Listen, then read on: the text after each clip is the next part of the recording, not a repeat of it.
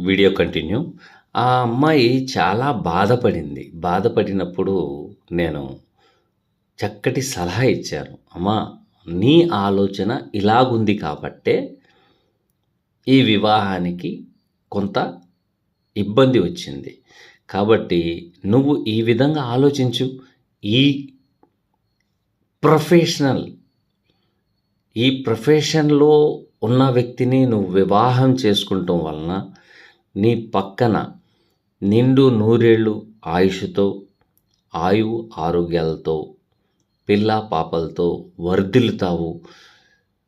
అయితే నువ్వు ఈ పరిహారాలు చేసుకో. చేసుకున్న తర్వాత ఇటువంటి వ్యక్తిని నువ్వు వివాహం చేసుకో. యూ ఆర్ హ్యాపీ మ్యారిటల్ లైఫ్‌లో ఉంటావు అని చెప్పడం జరిగింది. నౌ ప్రెజెంట్ అమెరికాలో ఆ అమ్మాయి 2 పిల్లల తల్లితో